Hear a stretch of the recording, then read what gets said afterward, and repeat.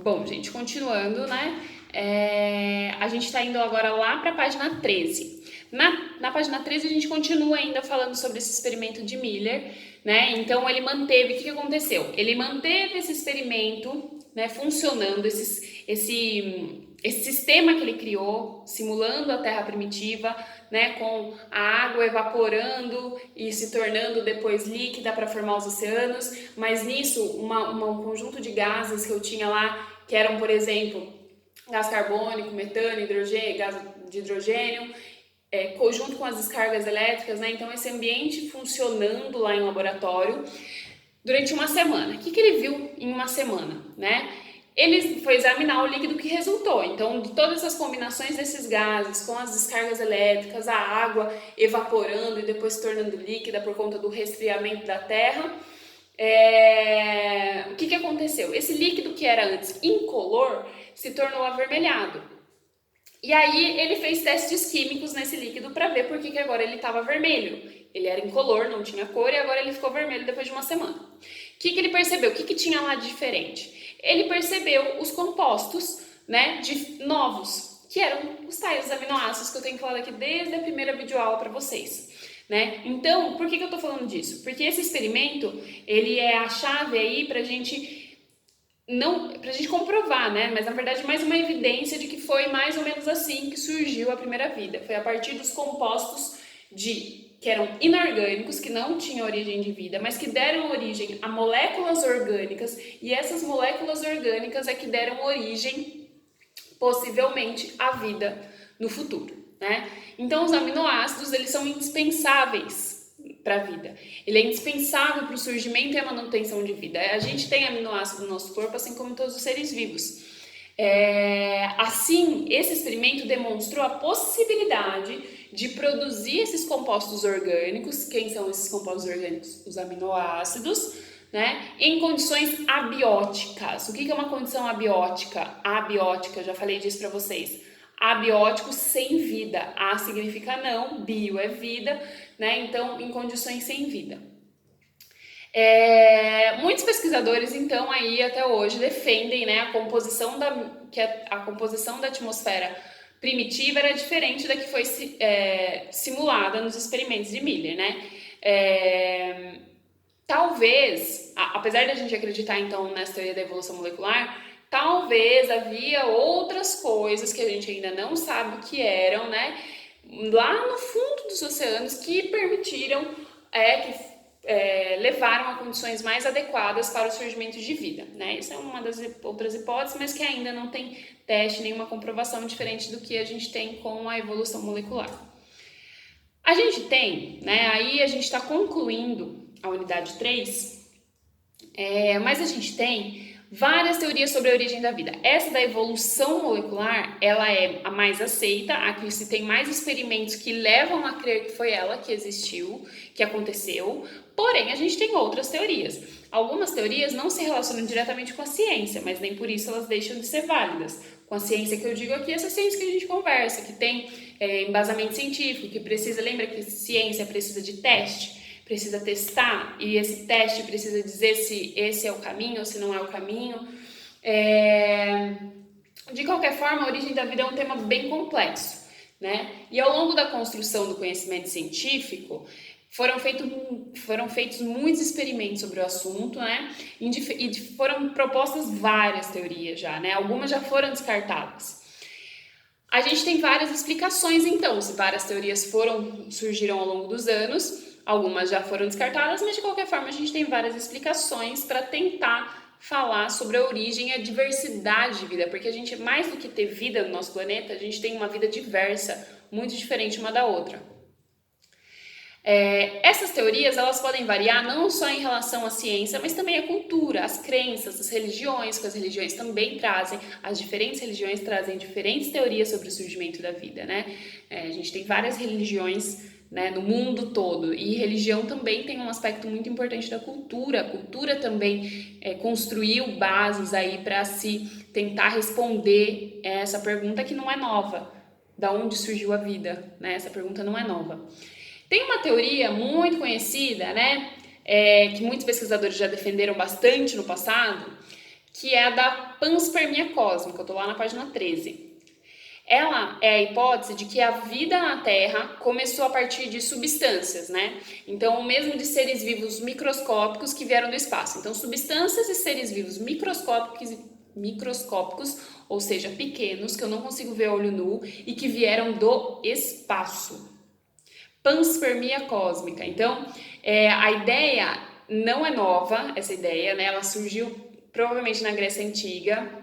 Ela não tem muitas evidências, ela tem pouquíssimas evidências que embasam essa teoria, né? Mas ela é discutida, né? Foi muito discutida, ainda hoje é um tanto discutido, algumas pessoas ainda acreditam nessa possibilidade, né? Por quê? Você acredita, o que é essa panspermia cósmica? Acho que eu não expliquei muito bem ainda, mas é a teoria de que seres vivos vieram, não surgiram aqui na Terra, surgiram do universo, então vieram para cá, microseres, microscópicos, né? Seres muito pequenos vieram para cá e aí esses seres pequenos deram origem à vida e foram evoluindo e se diversificando aqui. O que pode, de certo modo, embasar tudo isso, né? Alguns materiais que vêm do universo, como os meteoritos, os asteroides, né, os cometas, se descobriu nos últimos anos que eles podem ter substâncias orgânicas, então matéria orgânica nesses meteoritos, né? Lá na página 13, eu quero que vocês olhem, tem uma foto de um meteorito de Bandegó, né, que caiu lá no sertão da Bahia, foi encontrado, né, no sertão da Bahia, e estima-se que ele tenha, né, sido proveniente do espaço e tenha caído entre 5 e 10 mil anos atrás. Então, há 10 mil anos atrás, né, entre 5 e 10 mil anos atrás, esse meteorito caiu na Terra. Ele está lá no Museu Nacional do Rio de Janeiro, né? Ele ficou lá exposto e isso até 2018, né? Ele ficou lá de 2012 a 2018, porque 2018, não sei se vocês se lembram, a gente teve um incêndio no Museu Nacional do Rio de Janeiro, né? Um incêndio de grandes proporções que acabou com o acervo do local, né? Bem triste. Bom, em 2018 também, né, a Agência Espacial Americana publicou um artigo numa revista científica, né? Então fizeram uma pesquisa que revelou que havia material orgânico, né, preservado em 3 bilhões de anos em rochas do planeta Marte. Então, segundo os cientistas, isso é uma evidência de que a existência de vida em Marte no passado existiu. Então, aliás, existiu vida em Marte no passado, isso é uma evidência. Já que as moléculas orgânicas poderiam ser fonte de alimento a eventuais seres vivos. Então, descobriu-se moléculas orgânicas em rochas do planeta Marte. Isso evidencia que lá existiu vida, porque essas moléculas orgânicas poderiam ser a fonte de alimento de outros seres vivos que já existiram. Então, isso dá um certo embasamento aí aos pesquisadores, não são muitos, porque a gente não tem tanta base assim para isso, a gente tem muito mais base para acreditar na evolução molecular, que eu já comentei sobre ela.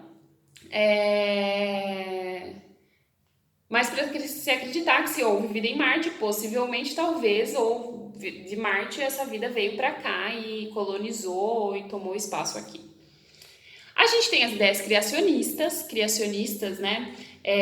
Vem como uma crença cristã aí, né? As ideias criacionistas, elas não estão presentes só na crença cristã, né? Elas estão presentes em diversas culturas, né? E religiões para explicar a origem do mundo e dos seres vivos. Essas ideias possuem aí um cunho filosófico e religioso e tem como base, então não científico, mas filosófico e religioso, não científico, né, do que a gente está falando aqui. E tem como base a existência de uma ou mais entidades, então entidades superiores que agiriam no processo de criação dos seres vivos, né? Isso é uma teoria que a gente pode relevar aqui, só que ela não tem base científica. Ela tem base na religião, ela tem base na fé, e a fé não é contestada, todo mundo tem direito a ter a sua fé, a sua liberdade de crença, né? Ela não é que uma coisa é diferente da outra, acho que a gente já conversou em algum momento sobre isso. Não é que uma coisa tem mais peso que a outra, isso não existe, porque elas são coisas diferentes. Não dá para eu comparar com peso e tentar dar um peso maior a outras, elas são coisas diferentes, né?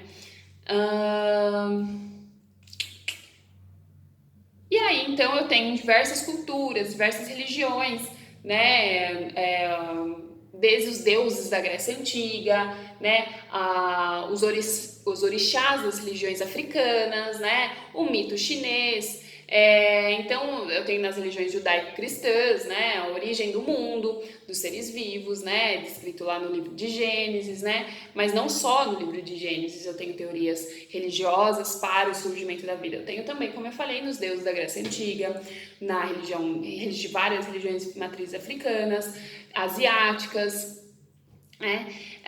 E segundo o livro, né, no caso de Gênesis, né, o mundo teria sido construído, talvez você já tenha ouvido isso, né, teria sido construído em 6 dias, há cerca de 6.000 anos, e que tudo que foi criado seria imutável e toda a diversidade de seres vivos já estaria presente desde o início.